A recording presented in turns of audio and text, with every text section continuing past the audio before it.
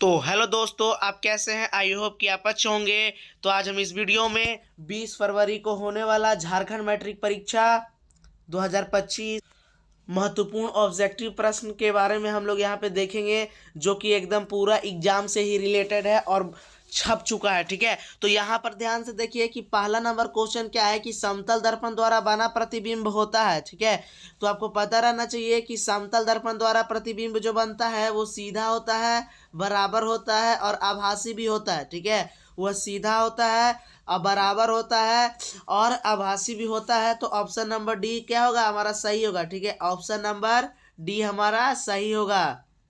अब second number प्रश्न की ओर हम लोग चलते हैं और देखते हैं क्या बोल रहा है सेकेंड नंबर प्रश्न। ठीक है, तो देखिए क्या बोलता है कि किसी बिंब का अवतल दर्पण द्वारा बना प्रतिबिंब आभासी, सीधा तथा बिंब से बड़ा पाया गया। वस्तु की स्थिति कहाँ होनी चाहिए? ठीक है, तो वस्तु की स्थिति क्या होनी चाहिए? एकदम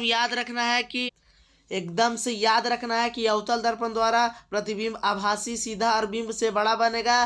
तो दर्पण के ध्रुव और मुख्य फोकस के बीच रहेगा। ठीक है, दर्पण के ध्रुव और मुख्य फोकस के बीच रहेगा। ठीक है, ध्रुव को हम लोग किससे सूचित करते हैं? पी से, और मुख्य फोकस एफ से, यहाँ पे बीच में रहेगा। ठीक है, तो चलिए हम लोग 3 नंबर ऑब्जेक्टिव प्रश्न देखते हैं कि क्या बोल रहा है। 3 नंबर देखिए यहाँ ध्यान से कि गोलीय दर्पण तथा किसी पतले गोलीय लेंस दोनों की फोकस दूरी -15 सेंटीमीटर है, तो दर्पण तथा लेंस संभवत है। ठीक है, कि दर्पण और लेंस कौन सा संभवत है? तो याद रखना है इसमें दोनों अवतल संभवत है। ठीक है, अवतल होगा वो। ठीक है, ऑप्शन नंबर ए क्या होगा हमारा? सही होगा। आप देखिए 4 नंबर क्वेश्चन क्या बोल रहा है कि प्रकाश अपवर्तन की क्रिया में कौन सी भौतिक राशि अपवर्तित है? ठीक है, अपवर्तित रहती है, तो याद रखना है वो आवृत्ति होती है। ठीक है, ऑप्शन नंबर ए क्या होगा हमारा? सही होगा, वो आवृत्ति होती है जो कि अपवर्तित रहती है बच्चों। अब यहाँ पे देखिए 5 नंबर क्या बोल रहा है कि मानव नेत्र में किस प्रकार का लेंस होता है? तो आपको याद रखना है कि मानव नेत्र में उत्तल लेंस होता है। ऑप्शन नंबर ए क्या होगा हमारा?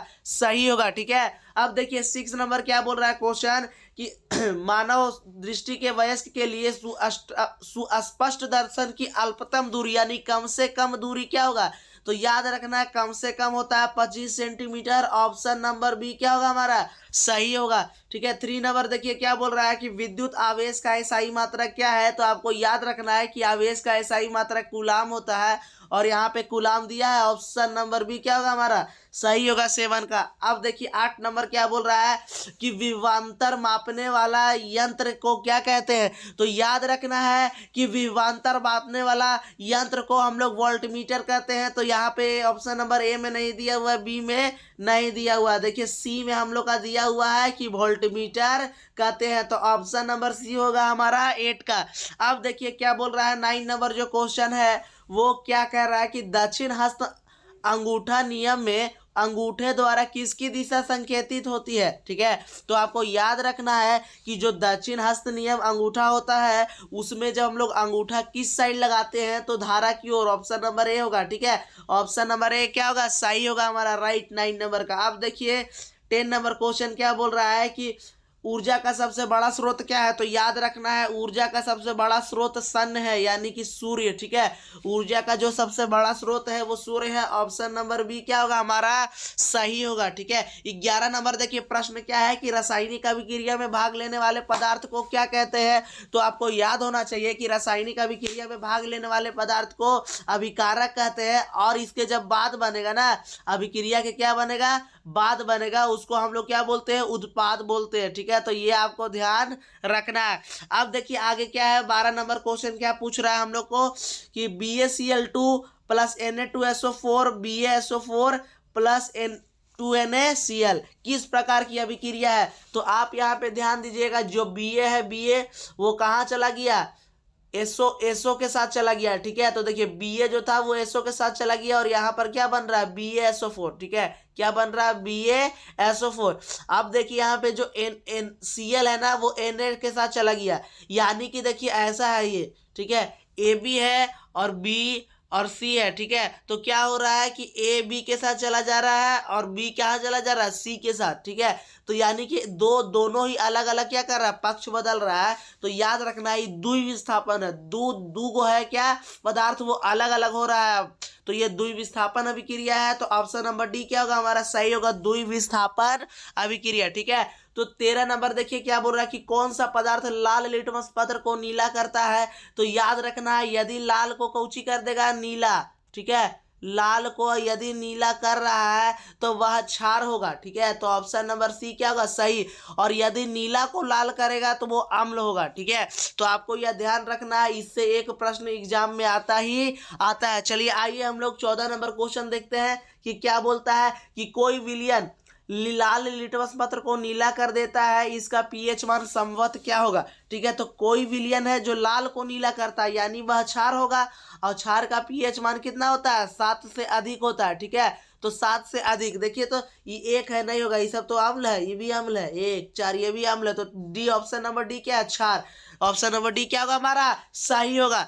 अब 15 नंबर देखिए क्वेश्चन क्या है कि विरंजक चूर्ण, ठीक है, विरंजक चूर्ण का रासायनिक सूत्र है। तो आपको याद रखना है कि विरंजक चूर्ण का रासायनिक सूत्र होता है CaOCl2। तो यहाँ देखिए कि CaOCl2 दिया हुआ है, ऑप्शन नंबर बी क्या होगा हमारा, सही होगा, ठीक है। ऑप्शन नंबर बी सही होगा, इसको बोलते हैं कैल्शियम ऑक्सीक्लोराइड, ठीक है। अब आगे देखिए 16 नंबर क्वेश्चन क्या है कि कौन सा धातु कमरे के ताप पर द्रव अवस्था में पाया जाता है। तो याद रखना है कि पारा जो है ना धातु, ये कमरे के ताप पर कैसे में पाया जाता है, द्रव अवस्था में पाया जाता है, ठीक है।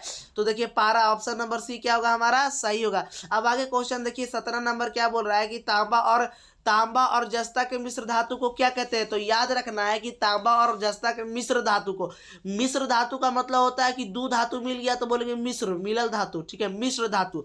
तो तांबा और जस्ता के मिश्र धातु यानी मिलल वाला चीज को क्या बोलते हैं हम लोग, तो पीतल बोलते हैं, ठीक है। क्या बोलते हैं बच्चों, पीतल कहते हैं, ठीक है। 18 नंबर क्वेश्चन देखिए क्या बोल रहा है कि एल्केन का सामान्य सूत्र है, ठीक है। तो एल्केन का सामान्य सूत्र आपको याद रखना है CnH2n+2, ठीक है, CnH2n+2। तो यहाँ पे देखिए कि दिया हुआ है, हाँ, ऑप्शन नंबर सी में CnH2n+2 दिया हुआ है। आपको एल्कीन और एल्काइन का भी सूत्र याद रखना है।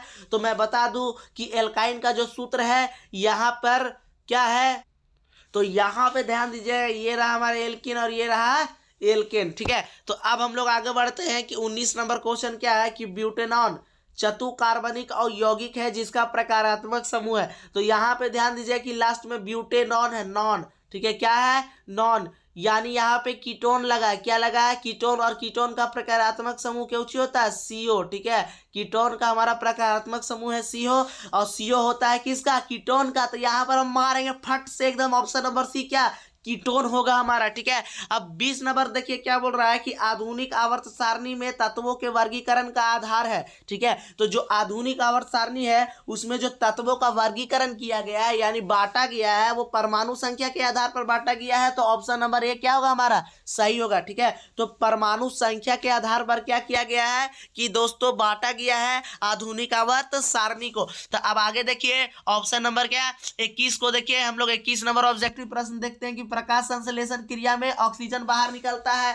तो याद रखना है कि यह जल के टूटने से निकलता है, ठीक है, H2O, ठीक है, जल के टूटने से क्या होता है कि निकलता है। यहाँ देखिए ऑप्शन नंबर ए जो है वो सही होगा, जल, ठीक है। ऑप्शन नंबर ए हमारा सही है, जल। अब देखिए कि 22 नंबर प्रश्न क्या कह रहा है कि अनॉक्सी श्वसन के फलस्वरूप क्या बनता है। तो आपको याद रहना चाहिए कि अनॉक्सी श्वसन के फलस्वरूप, अनॉक्सी मतलब अवायवीय श्वसन, ठीक है, अनऑक्सी का मतलब होता है ना अवायवीय श्वसन, अवायवीय श्वसन, ठीक है। तो आप गड़बड़ाइएगा नहीं। तो अवायवीय श्वसन के फलस्वरूप क्या बनता है कि एथिल अल्कोहल, ठीक है, याद रखना है क्या बनता है, option number C, ethyl alcohol, ठीक है।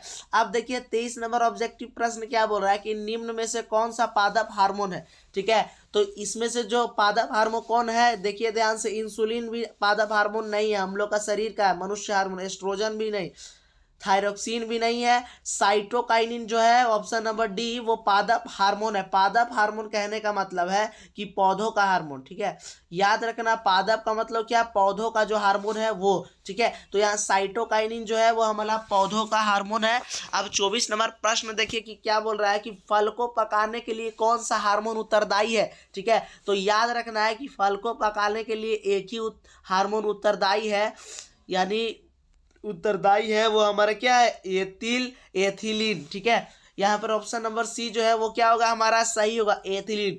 आपको याद रखना है कि पूर्ण विकसित अंडाशय क्या होता है, ठीक है। तो पूर्ण विकसित अंडाशय फल होता है। और आपको ये भी याद रखना है कि निषेचन की क्रिया कहाँ होती है, तो फैलोपियन ट्यूब में, ठीक है, जिसको हम लोग अंडवाहिका भी बोलते हैं। देखिए यहाँ पे अंडाशय रहता है, मादा का जनन में यहाँ अंडाशय रहता है, और देखिए यहाँ पर क्या रहता है, एस पाइप लगा हुआ रहता है। ठीक है, तो यहाँ पे से जब यहाँ से देखिए अंडाशय निकल के इसके माध्यम से आता है, तो यहाँ पर हमारा क्या होता है, निषेचन होता है। तो इसको हम लोग फैलोपियन ट्यूब या तो अंडवाहिका भी कहते हैं। तो ये भी आपको प्रश्न याद रखना है, और बार बार ये सब प्रश्न पूछे जाते हैं। ठीक है, तो 27 नंबर देखिए क्या बोल रहा है कि मेंडल अपने प्रयोगों में किस पौधे को चुना।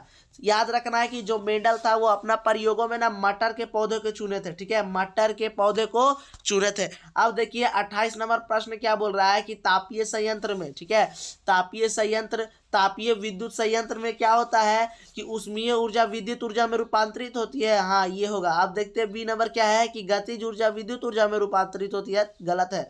रासायनिक ऊर्जा विद्युत ऊर्जा में रूपांतरित होती है, ये भी गलत है। नाभिकीय ऊर्जा विद्युत ऊर्जा में रूपांतरित होती है, ये भी गलत है। तो ऑप्शन नंबर ए क्या होगा कि उष्मीय ऊर्जा विद्युत ऊर्जा में रूपांतरित होती है। ठीक है, तो 29 नंबर ऑब्जेक्टिव प्रश्न की ओर हम बढ़ रहे हैं। अब यहाँ पे ध्यान से देखिए कि क्या है, बोल रहा है कि खाद्य श्रृंखला में एक पोषण स्तर से दूसरे पोषण स्तर तक प्रभावित होने वाले ऊर्जा का प्रतिशत कितना होता है। ठीक है, एक जो खाद्य श्रृंखला होता है उसमें एक पोषण स्तर से दूसरे पोषण स्तर तक प्रभावित होने वाले ऊर्जा का प्रतिशत कितना होता है। तो आपको याद रखना है कि ये 10% होता है। कितना होता है, 10। तो ऑप्शन नंबर सी क्या होगा हमारा, सही होगा। ठीक है, तो चलिए आइए अब लास्ट ऑब्जेक्टिव की ओर पढ़ते हैं। क्या बोल रहा है यहाँ पे, किस समूह में अजैव निम्नीकरणीय पदार्थ है। ठीक है, अजैव निम्नीकरणीय पदार्थ मतलब सीधा सीधा आप समझिए कि जो नष्ट नहीं होता है। ठीक है, तो यहाँ पर देखिए कि समूह दिया हुआ है। ठीक है, तो ये धारा पुष्प ये निम्नीकरणीय पदार्थ है, तो ये नहीं होगा। ठीक है,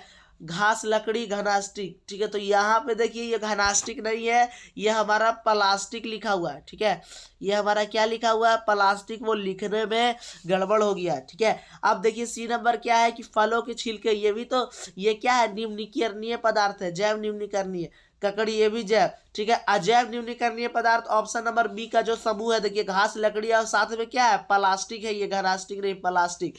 तो ये अजैव निम्नीकरणीय पदार्थ का समूह है। ठीक है, तो यहाँ पर हमारा क्वेश्चन खत्म हो रहा है। अभी हम फिर से सब्जेक्टिव प्रश्न डालने वाले हैं, तो हमारे चैनल को सब्सक्राइब और वीडियो को लाइक करना नहीं भूले, और एकदम से पूरा एकदम एग्जाम में लड़ेगा ही लड़ेगा। तो चलिए फ्रेंड्स, फिर मिलते हैं हम एक नए सब्जेक्टिव क्वेश्चन के साथ। तब तक के लिए जय हिंद दोस्तों।